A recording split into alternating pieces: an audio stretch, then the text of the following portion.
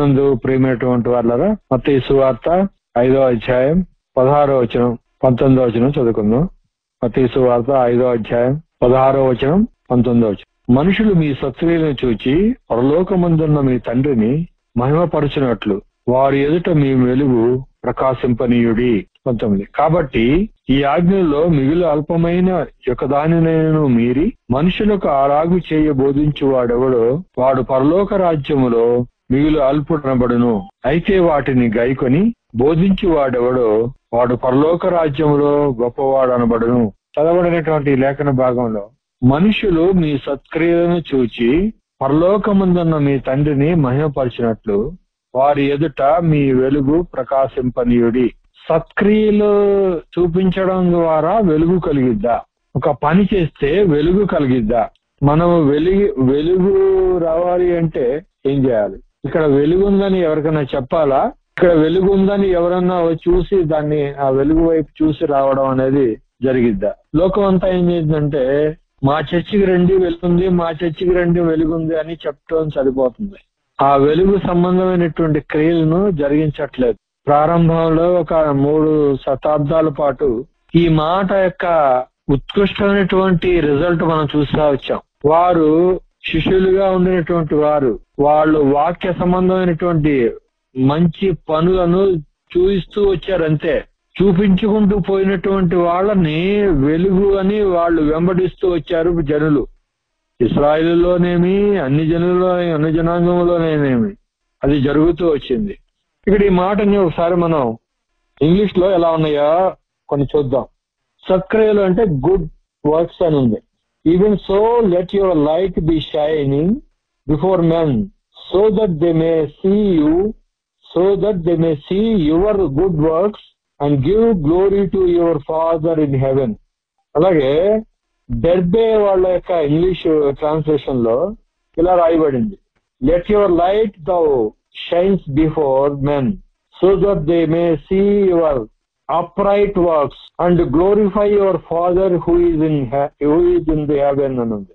Upright works, good works అనే ఒక పదాన్ని బదులు ఇంకొక పదం కూడా వాడబడింది. తర్వాత ఇంకొక ట్రాన్స్లేషన్ లో just so let your light shine before all men in order that they may see your holy lives and may give glory to your Father who is in heaven అనుంది. ఇక్కడ ఏముందంటే that they may see your holy lives అనుంది. అంటే ఈ పరిశుద్ధ జీవితాన్ని చూసి వాళ్ళు దేవుణ్ణి మహిమపరుస్తారు, పరలోకంలో ఉన్న దేవుణ్ణి మహిమపరుస్తారు. అప్రైట్ వర్క్స్ అంటే నిలిచేటువంటి పనులు, శాశ్వతం ఉండే పనులు, తాత్కాలికమైనటువంటిది కాదు. అవి ఆ క్రియలు చేయాలి అనేటువంటి ఒక ట్రాన్స్లేషన్. అలాగే మంచి పనులు, వాక్య సంబంధమైనటువంటి మంచి పనులు చేయడం అనేది ఉంది. ఇలా 3 రకాలైనటువంటి తర్జుమాల్లో ఉన్నటువంటి ఆ పదాలను చూసాం. ఇప్పుడు మనం చేయాల్సిన పని ఏంటి? యెహోవా నిన్ను ఆశీర్వదించును, యెహోవా నిన్ను దీవించును, ఆయన నీకు అది ఇస్తాడు ఇది ఇస్తాడు, అవి కదా మనం చెప్పేటువంటి వెలుగు సంబంధమైన వాక్యం. దేవుడు నిన్ను దీవించాలి అంటే నువ్వు ఈ పని చేయాలి, మనం ఈ పని చేయాలని ఎప్పుడన్నా మనం ఏమన్నా పోస్టులు ఎప్పుడైనా పెట్టామా? అది ఎప్పుడన్నా బోధించామా? మనం వాక్య సంబంధమైనటువంటి క్రియలు అంటే సత్ప్రవర్తన కలిగి ఉండాలి, సత్క్రియలు కలిగి ఉండాలి. ఈ పనులు మనం ఎప్పుడన్నా ఎవరికన్నా బోధిస్తూ వచ్చాం, ఈ పనులు మనం చేయాలి, ఈ పనులు చేస్తే అది మంచి పని.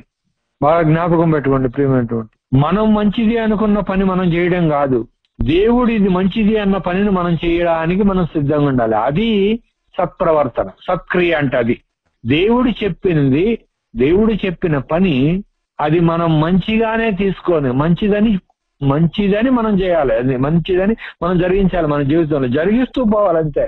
చూడండి నేను ఎలా చేస్తున్నాను చూడండి, నేను జరిగిస్తున్నాను చూడండి అని ఎవ్వరికి మనం ఏం చెప్పాల్సిన పని లేదు. మనం చేసుకుంటూ పోవాల్సినటువంటి వాళ్ళంగా ఉన్నాం. బాగా జ్ఞాపకం పెట్టుకోండి, మనం చేసే పని మనకి ఎదుటి వాళ్ళకి బాగుంటాం కాదు, మనం చేసే పని మన అందరికీ తండ్రి అయినటువంటి దేవునికి బాగుండాలి, ఆయన ఆమోదయోగ్యం కావాలి, ఆయనకి నచ్చాలి. ఉదాహరణ ఒక మాటను తీసుకుందాం. యేసుక్రీస్తు వారు అలా నడిచాడా? దేవుడు ఎప్పుడు మంచి పనులు చేయమన్నటువంటి దేవుడికి ఆయన ఎప్పుడైనా ఆ మంచి పనులు దేవుడికి నచ్చినట్టుగా, దేవుడు మెచ్చినట్టుగా చేశాడా? ఓ 2 సందర్భాలు ఊరికే జ్ఞాపకం చేస్తాను, మీరు మనసులో పెట్టుకోండి. కానా విందుకు వెళ్ళారు. అయ్యా వారికి ద్రాక్షారసం అయిపోయింది, కొంచెం నువ్వు ద్రాక్షారసం గురించినటువంటి ఆలోచన చెయ్యి అని మనుషులను పని వాళ్ళని ఎంట పెట్టుకుని వచ్చి అడిగింది. అమ్మా నా సమయం ఇంకా రాలేదు, నువ్వెందుకు నన్ను అడుగుతున్నావు అని అన్నా. అంటే ద్రాక్షారసం అయిపోయింది. అవును అవసరం ఉంది, అవసరం ఉన్నప్పుడు అవసరం ఉన్న వాళ్ళని అవసరం తీర్చడంలో ఆయన చేయొచ్చు కదా, ఇమీడియట్ గా చేయొచ్చు కదా, అది మంచి పనే కదా. ద్రాక్షారసం అయిపోవడం వలన ఆ రోజులో మరి ఆ విందులో వచ్చినటువంటి వాళ్ళు ఎవరు కూడా ఇబ్బంది పడకుండా చేయడం మంచిదే కదా. మన సమయం ఇంకా రాలేదన్నారు ఆయన ప్రభు గారు. తర్వాత ఆమె చెప్పింది, ఆయన ఏం చెబితే అది చేయండి అని చెప్పి ఆ పని వాళ్ళని అడుగులేసి వెళ్ళిపోయింది. ఆమె అక్కడేం లేదు, మీరు వెళ్ళి ఆ బాణంలో నీళ్లను నింపండి అన్నాడు. నీళ్లు నింపి వచ్చిన తర్వాత అవి ముంచి ఇవ్వండి అన్నాడు. తల్లిగా చెప్పినట్టు ఆ క్షణం నుంచి ఆయన పని వాళ్ళకి చెప్పేటువంటి సమయం మధ్యలో ఏం చేస్తుంటాడు ఆయన అర్థం చేసుకో. ఈ పని చేయడం నీ చిత్తమా కాదా, నీ ప్రణాళికలో ఉన్నదా లేదని అడిగాడా లేదా? మనం మంచిది అని అనుకున్నది మనం అసలు అడిగే పని లేదు, ప్రార్థించే పని లేదు. గొప్ప గొప్ప పేరున్నటువంటి సేవకులు సైతం ఈ దినాల్లో మనం ప్రార్థన అనేది చేయం. మనకు నచ్చింది, మనకు బాగుంది అనుకున్నది మనం ప్రొసీడ్ అయిపోతాం అంతే. అడ్వర్టైజ్ చేసుకుంటాం, మనం పలానా రోజు మీటింగ్ పెట్టాలి, తండ్రి ఆ 2 రోజుల్లో మేము మీటింగ్లు పెట్టాలి అని మేము అనుకుంటున్నాం. అది మీకు అనుకూలమా కాదా? లేదంటే మీరు ఒక రోజు నిర్ణయం చేయండి, మాకు తెలియజేయండి, అది మాకు మదిలోకి తీసుకురండి అని ఎప్పుడన్నా మనం ప్రార్థన చేస్తామా? మనందరికి అనుకూలంగా ఉన్నదాన్ని మంచి రోజు అనుకున్నాం, లేదంటే ఇది బాగుంది, ఈ కన్వీనియంట్గా ఉందని మనం నిర్ణయం చేసుకుని వెళ్ళిపోతా ఉంటాం. ఓకే మంచిది. ఇక్కడ చూడండి, అంటే ఆ గ్యాప్ లో ఆయన దేవుని యొక్క చిత్తాన్ని చేశాడు, అది సత్క్రియగా. ఎప్పుడైతే దేవుని యొక్క ఆలోచన అడిగి, దేవుని యొక్క పర్మిషన్ తీసుకుని, దేవుని యొక్క ఆజ్ఞను పొంది, దేవుని యొక్క ఆమోదం తీసుకుని ఏ పని చేసినా సరే అది మనకెంతో విలువైంది గాను, మనకెంతో దీవెనకరంగాను ఉంటది. నెక్స్ట్ ఇంకోటి, మేము పస్కా పండుగకి వెళ్తున్నాము, ప్రభువా నువ్వు కూడా రా, మనందరం వెళ్దాం అంటే నేను రాను, మీరే వెళ్ళండి, నేను ఈ పస్కా పండుగ నేను రాను, మీరు వెళ్ళండి అన్నాడు ప్రభువారు. తర్వాత వాళ్ళు వెళ్ళారు. 3వ రోజున ఆయన వెళ్ళి సమాజ మందిరంలో బోధిస్తా వచ్చాడు. రానున్నాడు కదా, అలా వచ్చారు 3 రోజుల తర్వాత అంటే ఆయన చిత్తం, ఆయన సమయం వచ్చినప్పుడే నేను ఇప్పుడు రాను మీరు వెళ్ళండి అని చెప్పిన దానికి ఆయన పర్మిషన్ ఇచ్చినప్పుడు, దేవుడు ఆయనకి అనుమతించినప్పుడు అని వెళ్తా వచ్చాడు. ఇది సత్క్రియగా మనం ఎప్పుడు కూడా మైండ్ లో పెట్టుకోండి. ప్రభువారు మనకి చేసి చూపించారు, అది గుర్తుపెట్టుకోండి. ఆయన ఏ పని కూడా దేవుని యొక్క అనుమతి లేకుండా, పర్మిషన్ లేకుండా ఏ పని చేయలేదు. ప్రతి దానికి ఆయన అనుమతి తీసుకుని, ఆమోదం తీసుకుని మరీ చేస్తూ వచ్చారు. గుర్తుపెట్టుకోండి. మనం ఏదో అనుకుంటున్నాం, ఇది బాగుంది, ఫలానా అన్న కలవాలో, ఫలానా పని చేయాలో, ఫలానా మీటింగ్కి వెళ్ళాలో, ఫలానా చోట వాక్యం చెప్పాలని మనం అనుకుని మనం చేస్తున్నామేమో. అది సత్క్రియగా దేవుని యొక్క ఆమోద ముద్ర ఉందా ఆ పనికి? మంచిదే అవ్వచ్చు, అదేం చెడు కాదు. వాక్యం బోధించడం, ఇతరులకు సువార్త చెప్పడం అదేం చెడ్డది కాదు. దానికంటే మించింది దేవుని యొక్క చెప్పమన్న సమయంలో దేవుడు చెప్పినటువంటి విధంగా, దేవుడు ఆశించిన రీతిగా మనం చేయడం అనేది అదెంతో మనకు ఉత్తమమైంది, అదెంతో ప్రాముఖ్యమైంది. మంచి పనులు కాదనమాట, మంచి పనులు దేవుడు నిర్ణయించినవి, తగిన సమయంలో చేయవలసినవి, అవి మంచి పనులుగా మనం మన ప్రాధాన్యతలు అలా మార్చుకుని వెళ్ళడం మంచిది. ఒకసారి మనము పాత నిబంధనలో 2 వచనాలు చూసొద్దాం. పాత నిబంధన గ్రంథంలో 2 వచనాలు. రూతు గ్రంథాన్ని చూస్తే, రూతు గ్రంథం 3వ అధ్యాయం, 10వ వచనాన్ని మనం చూద్దాం. 3:10. అతడు, నా కుమారి, యెహోవా చేత నీ దీవెన నొందిన దానవు, కొద్దివారినే గాని గొప్పవారినే గాని యవనస్తులను నీ వెంబడింపక ఉండుట వలన నీ మునుపటి సత్ప్రవర్తన కంటే వెనకటి సత్ప్రవర్తన మరి ఎక్కువైనది. మునపటి సత్ప్రవర్తన ఏంటి, వెనకటి సత్ప్రవర్తన ఏంటి? జ్ఞాపకం చేసుకోండి బాగా. ఈమె అసలు మోయాబు దేశస్తురాలు. ఈమె పెరిగిన వాతావరణానికిను ఇప్పుడు తనున్నటువంటి వాతావరణానికి, ఆమె ఉన్నటువంటి కల్చర్ కి, ఇప్పుడున్న కల్చర్ కి, ఆ దేశంలో ఉన్నటువంటి వాళ్ళకు వాడుకైన దానికి ఇప్పటికి ఎంత భిన్నమైనటువంటిది. కానీ ఆమె మునపటి సత్ప్రవర్తన ఎంత మంచి తీర్మానం చేసుకుందంటే, నీ దేవుడే నా దేవుడు, నువ్వెక్కడుంటే అక్కడే, నువ్వెక్కడైతే చనిపోతావు అక్కడే నేను చనిపోతా, నిన్నెక్కడ పాతి పెడతారు నన్ను అక్కడ పాతి పెట్టాలి, మరణం తప్ప ఏది కూడా మనల్ని విడిచిపెట్టకూడదు, నేను నీతో ఉంటాను అని అది మంచి తీర్మానం చేసుకుంది. మౌన విషయం కాదు, నన్ను వెళ్ళొద్దని బతిమాలింది. నువ్వు ఎక్కడుంటే అక్కడే ఉంటానుంది. నీ జనమే నా జనమంది. మంచి మంచి తీర్మానం, మంచి ప్రవర్తన కలిగింది. అంటే దేవుడు లేనటువంటి, దేవుణ్ణి ఎరగనటువంటి జనాంగం నుంచి దేవుణ్ణి ఎరిగేటువంటి విధంగా దేవుని జనాంగంగా పిలువబడడానికి ఆమె ఇష్టపడతా వచ్చింది. అందుకని అత్తగారితో పాటు వచ్చింది. అంతటితో అయిపోలేదండి. మునుపటి సత్ప్రవర్తన అదే మంచిది అనుకుంటే, వెనుకటి సత్ప్రవర్తన ఇంకేముందంట. ఇంకొక మంచి ప్రవర్తన ఏం చేసిందంట. అత్తగారు ఎవరి దగ్గరికి వెళ్ళమంటే, ఎవరి దగ్గర పని చేయమంటానికి వెళ్ళమంటే అక్కడే వెళ్ళింది. అత్తగారికి మాట లోబడి తన ఇష్టమైనటువంటి సొంత నిర్ణయాలు ఏం చేసుకోకుండా వెళ్తా వచ్చింది. అందుకని బోయజ్ అని వెంబడిస్తా వచ్చింది. ఓకే, మంచిది. అది రూతు యొక్క సత్ప్రవర్తన గురించినటువంటి మంచి క్రియ, మంచి పని అని మనం చెప్పుకోవడానికి పాత నిబంధనలో ఆమె ఒక ఉదాహరణ కనిపించింది. అందరూ మరి దేవుణ్ణి ఎరిగినటువంటి జనాంగమైనటువంటి వాళ్ళు సైతం కొన్ని విషయాల్లో ఆమె వలె సత్ప్రవర్తన కలిగి ఉండలేదు అని మనం చెప్పొచ్చు. మంచిది. అలాగే రెండో మాటగా మొదటి రాజుల గ్రంథం 8వ అధ్యాయం 25వ వచనం. యెహోవా యొక్క బలిపీఠం దగ్గర సొలొమోను గారు చేసినటువంటి ప్రార్థనలో మాటను చూద్దాం.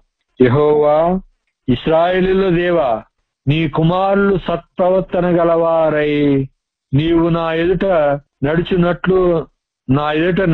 ఎడల నా దృష్టికి అనుకూలుడై ఇశ్రాయేలీయుల మీద సింహాసనాసీనుడు వాడు నీకుండక మానడని సెలవిచ్చితివి.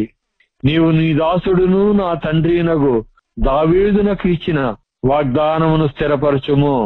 దేవా, నీ కుమారులు సత్ప్రవర్తన గలవారై. దావీదుతో తండ్రి అయిన దేవుడు చెప్పినటువంటి మాటని జ్ఞాపకం చేస్తున్నాడు. ఆ సమయంలో మందిరాన్ని ప్రతిష్ఠించడానికి ప్రార్థించేటప్పుడు ఆయన ప్రార్థన చేసిన ప్రార్థనలో ఒక భాగం, నీ కుమారులు సత్ప్రవర్తన గలవారై నీవు నా ఎదుట నడిచినట్లుగా నా ఎదుట నడిచిన ఎడల. దావీదు ఎలా నడిచాడో అలా నడిస్తే నా దృష్టికి అనుకూలుడై ఇశ్రాయేలు మీద సింహాసనాసీనుడగు వాడు నీకుండక మానడని సెలవిచ్చితివి. ఎవరో ఒకళ్ళు నీ కుమారులు ఎవరు సత్ప్రవర్తన కలిగి ఉంటారో, సత్క్రియలు చేస్తా ఉంటారో. సత్ప్రవర్తన, సత్క్రియ కొంచెం డిఫరెంట్ గా అనిపిస్తా ఉంటది. అంటే పని చేయడం అనేది ఊరికి ఇది పని, సత్క్రియ అని చెప్పడం వేరు. ఆ క్రియను అనుసరించి ప్రవర్తించడం సత్ప్రవర్తన. ఆ క్రియని బట్టి జీవితంలో జీవించడం అనేది సత్ప్రవర్తన. ఇలా సత్ప్రవర్తన కలిగారై ఉంటే నీ కుమారుల్లో ఒకళ్ళు తప్పకుండా సింహాసనం మీద ఉంటారు. తరచుగా దావీదు సంతానమైనటువంటి వాళ్ళు దేవునికి అవిధేయులైనప్పుడు ఆయన వాగ్దానం జ్ఞాపకం చేసుకుంటూ వాళ్ళలోంచి ఎవరినో ఒకళ్ళు యోగ్యుడిని తిరుగుబాటు చేసినప్పుడు కూడా అయినా సరే ఆ సింహాసనం మీద దావీదు సంతానానికి అవకాశం ఇస్తూనే వచ్చాడు. ఒక్కసారి దేవుడు మాట ఇచ్చాడు, ఆ మాటని ఆయన చివరి వరకు జరిగిస్తూ వచ్చాడు. అలా దావీదు సంతానంగా పిలువబడినటువంటి క్రీస్తు వచ్చి పర్యంతం అదే కొనసాగుతా వచ్చింది. ఇప్పుడు చూద్దాము ఈ సత్ప్రవర్తన. మొట్టమొదటిగా మనం చూస్తే దీన్ని, ఈ సత్క్రియ అనేది అసలు ఎక్కడ ప్రారంభమైంది? పదము ఆరిజిన్ ఎక్కడ ఉంది? ఎక్కడ దేవుడు మనకు రాయించాడు అంటే ఒకసారి చూద్దాం. ఆదికాండం 4వ అధ్యాయం 7వ వచనం. ఆదికాండం 4వ అధ్యాయం 7వ వచనం. నీవు సత్క్రియ చేసిన ఎడల తల ఎత్తుకొనవా, సత్క్రియ చేయని ఎడల వాకిట పాపము పొంచి విడును. ఎడల దానికి వాంఛ కలుగును, నీవు దాన్ని ఏలుదు అను. ఇది మనం జ్ఞాత పెట్టుకోండి. సత్క్రియ చేయకపోతే మన వాకిట్లో పాపం పొంచి ఉంది. మనం మంచిది అనుకున్నది కాదు, దేవుడు మంచిది అనుకున్న పని చేయకపోతే మన జీవితం వెలుగుగా ఉండాలి, మన క్రియలు అప్రైట్ నిలిచిపోయి ఉండాలి, మనం మంచి పనులు చేయాలని 3 పదాలు చూసాం. గుడ్ వర్క్స్, అప్రైట్ వర్క్స్, ఇంకొక పదం హోలీ లైఫ్స్ అనే 3 పదాలు చూసాం. ఇవి మనం కనుక మన జీవితం పరిశుద్ధంగా ఉంటుందా, మన క్రియలు నిలిచి ఉంటున్నాయా, మన పనులు మంచిగా ఉన్నాయా అని ఎప్పుడు మనం ఎక్కడ చూసుకోవాలంటే లోకంతో పోల్చుకోవద్దండి.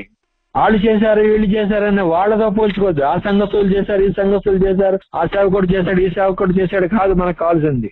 దేవుడు వాక్యంలో పోల్చుకోవాలి. మన క్రియలు మంచివా కాదు, మనం చేస్తున్నటువంటి సత్ప్రవర్తన ఎలా ఉందనేది దేవుడు మాటలో చూసుకోవాలి.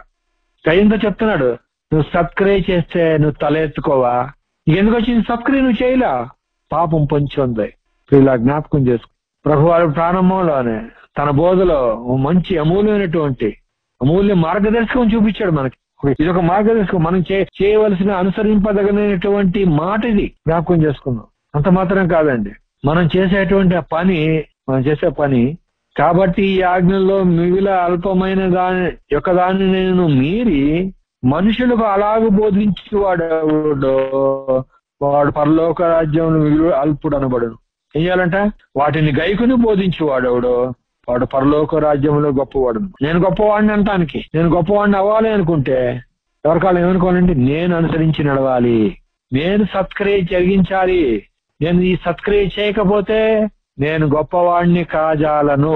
దేవుని యొక్క పరలోక రాజ్యంలో మనము ముఖ్యులం కాలేము. గుర్తుపెట్టుకోండి. అపోస్తలుడైన పౌలు రోమీయులకు రాసినటువంటి రోమా పత్రిక కొన్ని వచనాలు మనం చూద్దాం.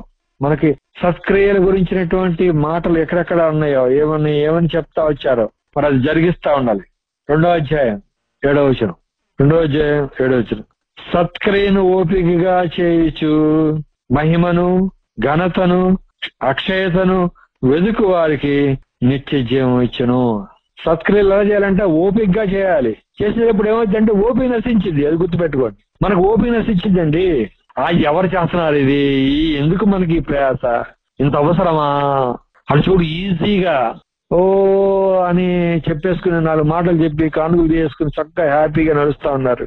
మన జీవనం మనం చేసుకుంటూ మన ప్రయాస మనం పడుతూ దేవుని వాక్యం చెప్పాలంటే మనకి విసిగిపోతా ఉంటది, మనసు ఆయాసం అయిపోతా ఉంటది, కష్టం అనిపిస్తా ఉంటది.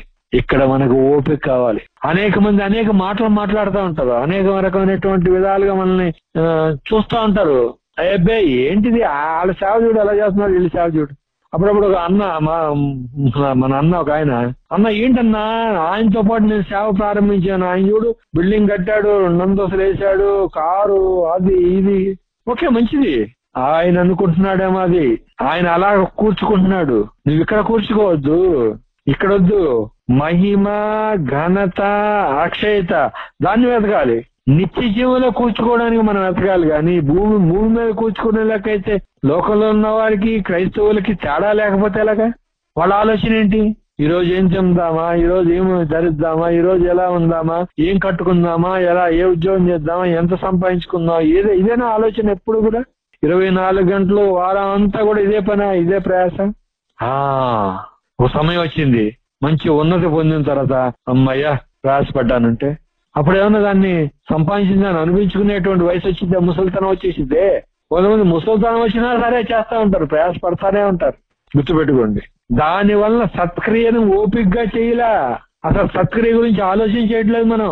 దేవుడిచ్చే మహిమ కావాలి. ఈ లోకంలో పలానా ఆస్తి కలిగి ఉన్నాం, పలానా ఉద్యోగం కలిగి ఉన్నాం, పలానా హోదా కలిగి ఉన్నాం, తన సమాజంలో పేరు ప్రఖ్యాతులు ఉన్నాయి. మనుషుల వలన కలిగేటువంటి ఘనత, మనుషుల వలన కలిగేటువంటి మహిమ మనకు అది ఎంత మాత్రం ప్రయోజనకార్యం కాదది. అది గొప్పగా అనుకుంటే నువ్వు లోకంలో ఏదైతే గొప్పది అనుకుంటున్నావో దేవుడు అసహించుకుంటున్నాడంట. జ్ఞాపకం చేసుకోండి. ఆయన మాట చెప్పింది మాట మామూలు మాట కాదు. నువ్వు ఏదైతే గొప్పగా అనుకుంటున్నావో ఆ దేవుడు అసహించుకుంటున్నాడు. లోకం అసహించుకుంటది మనం ఇలా వాక్యానుసారంగా ఉంటే. పర్లేదు, నో ప్రాబ్లం. మహిమను ఘనతను అక్షయతను క్షయమైపోయేది. ఈ భూమి మీద ఉండే ఈ దేహంలో ఏది తింటే ఏమైందండి, 4 మెతుకులు కడుపు నింపుకోవడానికి అన్న భావన ఉంటే అది తిందాం ఇది తిందాం అంటే ప్రయాస పడాల్సిందే కదా. తర్వాత చూడండి, వెతుకు వారికి నిత్య జీవము నిత్యను. నిత్య జీవం పొందేటువంటి సత్క్రియలు మనం చేయాలి. నేను చేసే ఈ మంచి పని నాకు నిత్య జీవానికి వెళ్ళటానికి నాకు అవకాశం ఉంటుందా? నిత్య జీవానికి ఈ యొక్క పని నాది. నువ్వు స్వయంగానే చేయి, నువ్వు డబ్బు ఖర్చు పెట్టి చేయి, నీ యొక్క ఆలోచనలో నీ యొక్క ఇది సమకూర్చి ఎలా చేస్తావు చెయ్యి.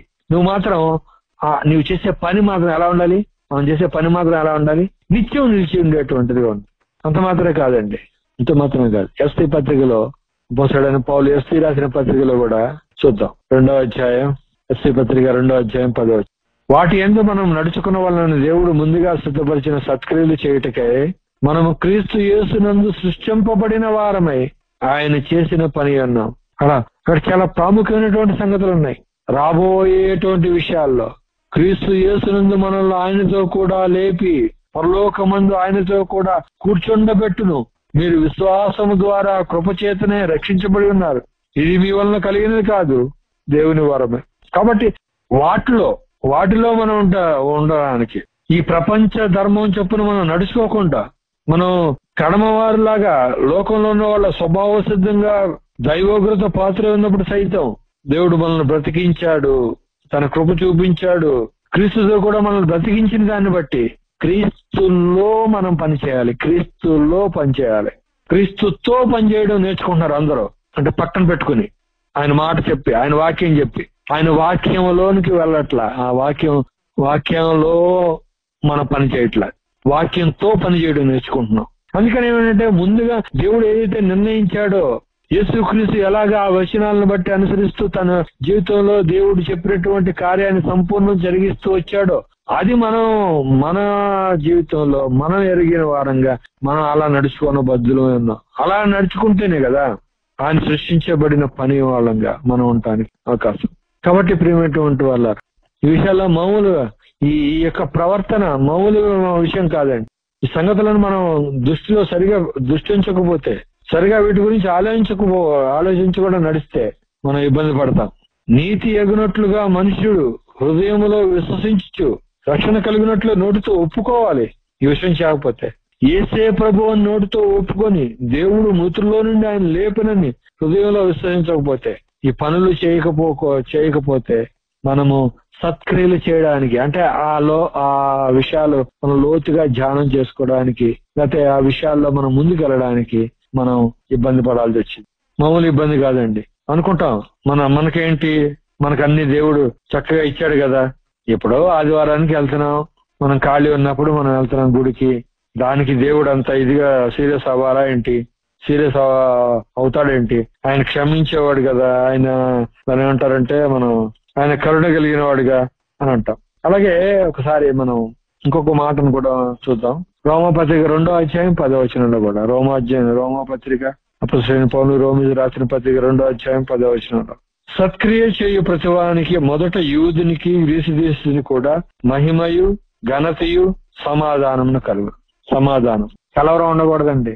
పీస్ఫుల్ గా మనం చేసే పని ఎలా దేవుడికి మహిమార్థంగా ఉండడానికి, దేవుని మహిమార్థమైనటువంటి కార్యం చేయడానికి మనం ఎప్పుడు కూడా సిద్ధంగా ఉండాలి. ఈ విషయాల్లో మనం ఏమనుకుంటామంటే, ఇది మనం చేసే పని దేవుడికి మహిమకరంగా ఉంటది కదా, నేను దేవుడు మహిమార్థంగా చేస్తున్నాను అనుకుంటా. తండ్రి, ఈ పని నీకు మహిమార్థంగా ఉందా అని ఎప్పుడు ఆయన పర్మిషన్ అడగం. మళ్ళీసారి చెప్తానండి, మనం చేసుకుంటా పోయి తండ్రి ఈ పని ద్వారా నువ్వు మహిమ తెచ్చుకోవని మనం ఆయనకి ఆర్డర్ వేసినట్టుగా ప్రార్థన చేస్తాం తప్ప, ఆ పని జరిగించక ముందే తండ్రి ఈ పని నీ మహిమార్థంగా ఉంటదా, ఈ పని చేయడానికి నన్ను ముందుకు తీసుకెళ్ళు, నీ చిత్తమైతే నన్ను నడిపించు, ఇది కావాలి మనకి. మన ప్రార్థనా శైలి, మన ప్రార్థనా విధానం ఇలా మారాలి. యేసుక్రీస్తు వారే మరేమొచ్చి, అయ్యా ద్రాక్షారసం అయిపోయింది, శిష్యులు ప్రభువా మనం వెళ్దాం పస్కా పండుగ, నేను రాను, నా సమయం ఇంకా రాలా అని చెప్తూ, తండ్రి అందరూ వెళ్ళారు నేను ఎప్పుడు వెళ్ళను అని అడిగాడా? మమ్మొచ్చి అడిగింది, నేను అడవుడికి చేయాలి, ఓకే నేను అంతా చేస్తున్నాను, యేసు నామంలో ఇది జరుగును గాక, లేదా తండ్రి నీ నామంలో ఇది జరుగుగాక అని అన్నాడా? ఓపికతో నెమ్మదిగా సత్క్రియలు చే ప్రతివానికి, ఏదంటే మొదట యూదునికి తర్వాత గ్రీసునికి కూడా, ఈ రోజు మనకు కూడా, భారతదేశంలో ఉన్న మనకు కూడా, తెలుగు మాట్లాడే మనకు కూడా ఏదంటే మహిమ ఘనత సమాధానం కలిగిద్ది. మళ్ళా సమాధానం లేదు అంటే ఎవరి ద్వారానో ఆ సమాధానాన్ని కోల్పోయే లేదా పోగొట్టే పరిస్థితి వచ్చింది. అది మనం గుర్తించాలి. అది సత్క్రియ కాదు. మనం బైబిల్ అందరికీ బోధించవచ్చు, వాక్యంలో ఉన్నటువంటి తర్జుమాల్లో ఉన్న లోపాలన్నీ అందరికి ప్రకటించవచ్చు, దేవుడు ఒక్కడాన్ని సాటించవచ్చు, మంచి గొప్ప సెమినార్లు పెట్టచ్చు, వేలు లక్షలు ఖర్చు పెట్టచ్చు. అయినప్పటికీ కూడా అది సత్క్రియ చేసేటువంటి ఆ యొక్క జాబితాలోకి వెళ్ళదు. ఆ వెలుగు చూడగానే లోకంలో ఉన్నటువంటి వాళ్ళు ఆ వెలుగును చూసి రావాలి, అంతే. ఆ వెలుగు చూసి రావాలి. అలా వెలుగును చూసి వచ్చేవాళ్ళు తక్కువ ఉండొచ్చు, మేబీ అలా ఉండొచ్చు. మన సంఖ్య కాదు మనకు కావాల్సింది, ఆ వచ్చిన ఒకళ్ళైనా అది నేనైనా మీరైనా నేను ప్రతి ఒక్కళ్ళు నేనుండాలి, అలా నేనుండాలి, ఆ సత్క్రియ చేయాలి, ఆ మంచి ప్రవర్తన కలిగి ఉండాలి, ఆ పరిశుద్ధ జీవితాన్ని నేను కలిగి ఉండాలి, ఆ నిలిచి ఉండే పని నేను చేయాలి అని ఎవరికాళ్ళు వ్యక్తిగతంగా నేను ఉండాలి అని అనుకుంటేనే ప్రేమేటువంటి వల్ల అది మనకు ప్రయోజనకరమైంది. అప్పుడు అది నిలిచి ఉంటది, అది దేవుడికి మహిమకరంగా ఉంటది. అలాగే అపోస్తలుడైన పౌలు కొలస్సీ సంఘానికి రాస్తారు. 1వ అధ్యాయం 10వ వచనం, 1వ అధ్యాయం 10వ వచనం, 9 నుంచి 12 కలిసి ఉంటాయి. మీరు సంపూర్ణ జ్ఞానమును ఆత్మ సంబంధమైన వివేకము గలవారును ఆయన చిత్తమును పూర్ణముగా గ్రహించిన వారునై ప్రతి సత్కార్యములో సఫలులగుచు. చూడండి, ఆయన చిత్తమును పూర్ణముగా గ్రహించిన వారై ప్రతి సత్కార్యములో సఫలులగుచు. ప్రతి సత్కార్యములో సఫలునవుతున్నామా? ఇది మనం జాగ్రత్తగా ప్రశ్నించుకోవాలి, మనం పరిశీలించుకోవాలి. ఒకప్పుడు పౌలు బర్నబా సేవ చేస్తూ వచ్చారు, ఒక రౌండ్ వెళ్ళిపోయి వచ్చారు. ఏ విషయాల్లో ఎక్కడెక్కడ మనం ప్రకటించిన సంఘాలు ఎలా ఉన్నారో మళ్ళీ వెళ్దాం, నేను మార్కుని వెంట పెట్టుకుని వెళ్దాం అనుకుంటున్నా, వద్దొద్దు నేను శీలం వెంట పెట్టుకున్నా అనుకున్నారు లేదా? ఓకే వద్దు, నువ్వు వెళ్ళు ఇటు, నువ్వు వెళ్ళు. అనేక తర్కం జరిగిన తర్వాత ఏమైంది, వాళ్ళు అలా వెళ్ళడం దేవునికి ఇష్టం లేకుండా ఇలా పంపించాడు అనుకున్నారు అంతే. ఓకే, అలా అయితే నువ్వు ఇటు ప్రయాణించు, కక్ష చేత మిష్ చేత ఏదైనా సరే క్రీస్తు ప్రకటించబడాలి. చివరికి ఏమైంది, అదే వ్యక్తి మళ్ళీ దగ్గరికి అయ్యారు, ఒకే చోట చెరసాల్లో ఉన్నారు. అదే పౌలు ఉన్నాడు, అదే మార్కు ఉన్నాడు ఒకే చోట. నా తోటి ఖైదీ, గుర్తుపెట్టుకో. అంటే ఆ పని జరిగించడానికి ఎవరు కూడా వీడు అన్ఫిట్, వీడు పనికి రావడం అనుకుంటా లేదండి. ప్రతి ఒక్కళ్ళు చేయగలం, నాకు ఇది రాదు, నేను ఇది చేయలేను అంటే నువ్వు అలా చేయకపోతే మరోలా చేయి, మరోలా చేయి. చేయడం అనేది ముఖ్యం. ఎలా చేయాలంట ఆయన చిత్తమును పూర్ణముగా గ్రహించిన వారనై. ఇది చాలా ప్రాముఖ్యమైనది. ఆయన చిత్తాన్ని ఎరగకుండా, దేవుడు చెప్పిన మాట ప్రకారం మనం దాన్ని గ్రహించకుండా, ఆ ప్రవర్తన దేవుని యొక్క యోగ్యమైన ప్రవర్తన దేవుని దృష్టిలో మనం లేకుండా మనం సత్క్రియ చేసామండి అనుకుంటే కాదు.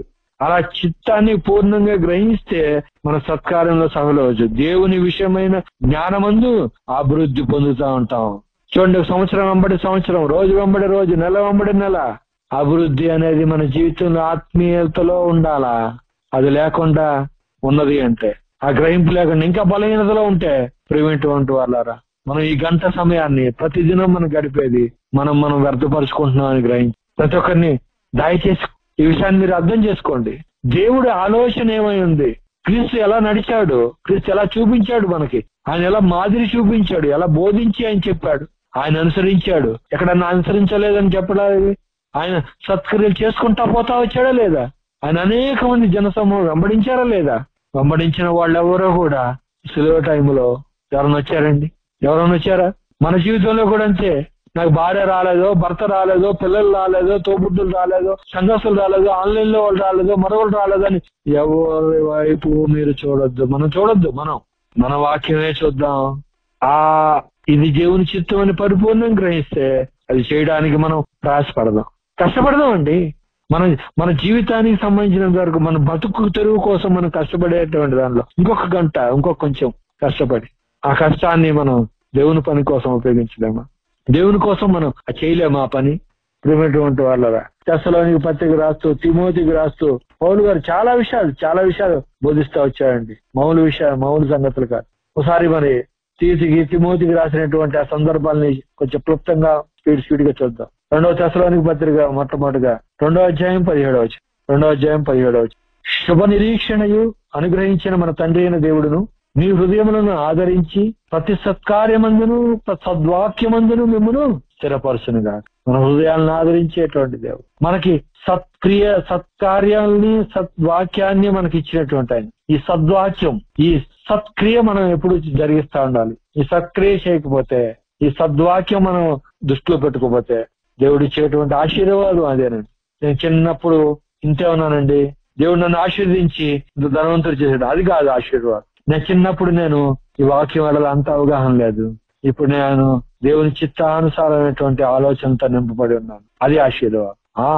దేవుని గురించినటువంటి ఆ జ్ఞానం కలిగి ఉండడమే సద్వాక్యమందు సత్క్రియందు మనల్ని స్థిరపరచడం అనేది మనకి చాలా ప్రయోజనకరమైంది. అలాగే పౌలు గారు తిమోతికి రాస్తూ ఆయన గురించినటువంటి మాటలు 2వ అధ్యాయం 10వ వచనం, 1 తిమోతి 2వ అధ్యాయం 10వ వచనం చదువుదాం. దైవభక్తి గలవారమని చెప్పుకొని స్త్రీలకు తగినట్టుగా సత్క్రియల చేత తమ్మును తాము అలంకరించుకోవలను.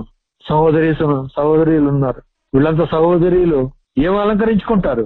నగలను, జడను, లేకపోతే చీరలను వాటి చేత అలంకరించుకుంటున్నారా? వాక్య సంబంధం. ఆ అక్క మంచి ప్రార్థన చేస్తుంది, ఆ అక్క మంచిగా వాక్యం చదువుతుంది, ఆ అక్క మంచిగా వాక్యాన్ని విశ్లేషించి చెప్పగలదు అనేటువంటి ఆ శ్రేష్టమైనటువంటి గుణం. ఆ అక్క మంచిగా పాట పాడగలదు. దేవుడిచ్చినటువంటి ఆ స్వరాన్ని లేదా దేవుడిచ్చినటువంటి ఆ జ్ఞానాన్ని, ఆ తలంతును దేవుడు మహిమార్థంగా ఆ క్రియ జరిగించి, వాక్య సంబంధమైనటువంటి క్రియ జరిగించి తమను తాము అలంకరించుకోవాలి. అంతే, అలంకరించుకోవాలి. అలంకరించుకోకపోతే ఈ వాక్య సంబంధమైనటువంటి దేవుని చిత్తాన్ని ఎరిగిన వాళ్ళుగా గృహ పరిపాలన చేసే విషయంలో గాని, సంఘంలో నడిపించేటువంటి బాధ్యత కలిగినటువంటి వాళ్ళుగా ఉండే విషయంలో గాని తగు మాత్రము మాదిరికరమైనటువంటి జీవితాన్ని వారు కలిగి ఉండాలి. అలాగే 5వ అధ్యాయం 10వ వచనంలో కూడా విధవరాండ్ల గురించి చెప్తూ, సత్క్రియలకు పేరు పొందిన విధవరాండ్లు పిల్లలను పెంచి పరదేశులకు ఆద్యం ఇచ్చి పరిశుద్ధుల పాదములు కడిగి శ్రమపడు వారికి సహాయం చేసి ప్రతి సత్కార్యము చేయబూనుకున్నదైతే ఆమెను విధవరాండ్ల లెక్కలో చేర్చు. విధవరాండ్ల లెక్కలు అంటే ఎవరో లేకపోతే అప్పుడు సంఘం ఆమెను విధవరాండ్లుగా ఉండి సంఘం పోషిస్తూ ఉంటది. ఆమె కనుక ఈ ఉంటే, ఈ లక్షణాలు ఉంటే విధవరాండ్లకు అవసరం లేదు. మంచి పిల్లలను పెంచేది, ఆతిథ్యం ఇచ్చేది అనుకోరు, పరిశుద్ధులకు పాదాలు కడిగేదిగా, అంటే తాను దేవుని పక్షంగా తను తగ్గించుకుని అందరికి ఆశ్రయం, శ్రమపడు వారికి సహాయం చేసి ప్రతి సత్కార్యం చేయబూనుకున్నది అయితే ఆమెను విధవరాళ్ళలో లెక్క చేర్చొద్దని. తర్వాత 6:10-19 అధ్యాయం 19. రాబో కాలమునకు మంచి పునాది తమ కొరకు వేసుకొనుచు మేలు చేయువారును సత్క్రియలు అను ధనము గలవారును. చూడండి, ఇది ఈ సత్క్రియలు అనే ధనాన్ని ఔదార్యము గలవారును తమ ధనములో ఇతరులకు పాలిచ్చువారునే ఉండవలనని వారికి ఆజ్ఞాపించుము. ఈ మంచి కార్యం వాళ్ళు చేస్తారు. ఈ మంచి పనులు వాళ్ళు చేయగలరు. మనం చేసాము, సెమినార్ పెట్టాం, మన శ్రమతో, మన కష్టార్జిత, మన ప్రయాసతో మనం జరిగిస్తాం. ఎవరో ఏమండి మీరు ఇవ్వండి అనే అకౌంట్లో ఏం అవసరం లేదు.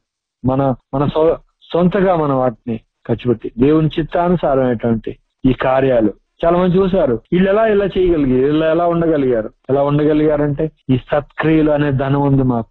ఔదార్యం కలిగిన వాళ్ళు, మనం ఔదార్యం కలిగి దేవుడి పని అంటే చాలు మన పనులను వదిలేసి 2 రోజుల పాటు మన ఉద్యోగం, మన వ్యాపారం, మన యొక్క వచ్చే రాబడి అంతా కూడా వదిలేసి మనం దానికోసం ఇన్వాల్వ్ అవుతాం. ఈ సెమినార్ ద్వారా, ఈ మీటింగ్స్ ద్వారా ఒక ఆత్మ అయినా రక్షించబడాలి, ఒకని జీవితం అయినా సరే వెలిగించబడాలి. అది మన ఆలోచన, మన ముఖ్య ఉద్దేశం అయింది. అలాగే 2వ పత్రికలో తిమోతికి ఇంకా రాస్తూ 2వ పత్రికలో 2వ అధ్యాయం 21 ఎవడైనా వీటిలో చేరక తాను పవిత్రపరుచుకుని ఎడల వాడు పరిశుద్ధపరచబడి యజమానుడు వాడుకున్నట్టుకు అర్హమైన ప్రతి సత్కార్యమునకు సిద్ధపరచబడి.